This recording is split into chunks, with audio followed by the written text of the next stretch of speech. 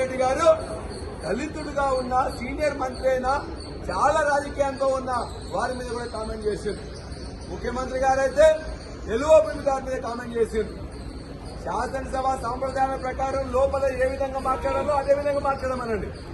మేము మామూలు లెక్కలు చెప్తుంటే కూడా తట్టుకోలేకపోతున్నారు.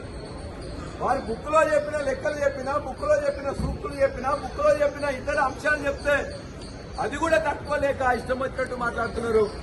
కొత్త సభ్యులైనా నేర్చుకోవాల్సింది తప్ప ఇదే ముఖ్యమంత్రి గారితో సహా మంత్రులతో సహా వాళ్ళు మాట్లాడుతున్నారంటే చాలా శోచనీయం.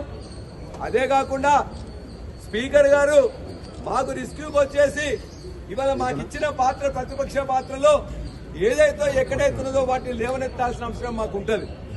మేమేం దుర్భాషలు ఆడట్లే, మేమేం తప్పులు మాట్లాడట్లే, మేమేం లెక్కలు లేకుండా మాట్లాడట్లే. మాకున్న అంశాలతో లెక్కలతో వాళ్ళు ఇచ్చిన పుస్తకాలతోనే మాట్లాడుతుంటే ఇవాళ శ్రీహరి గారి మీద వాళ్ళు దుర్భాషలు ఆడినారో దాన్ని ఖండిస్తున్నాం. శ్రీహరి గారిని మాట్లాడిన దాన్ని ఖండించాలని చెప్పేసి అంటే పరిశీలిస్తా అంటున్నారు స్పీకర్ గారు. ఏం పరిశీలిస్తారు? మాట్లాడింది సక్కంగా అక్కడే ఉన్నది. దాని గురించి అదే ముఖ్యమంత్రి గారు ఎల్ఓపి గారి మీద మాట్లాడిన దుర్భాష, అసభ్య పదజాలం ఇది సరైనది కాదు. దాన్ని కూడా ఖండిస్తున్నాం.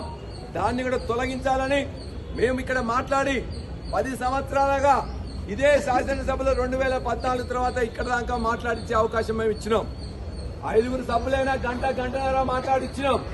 కానీ ఇవాళ 30 నిమిషాలు కానీ 5 నిమిషాలు మాట్లాడితే 10 నుండి 17 కట్లు. ఎందుకంటే భయం. ప్రజలకు వాస్తవాలు చెప్తుంటే ఎందుకు భయం అని అడుగుతున్నాం.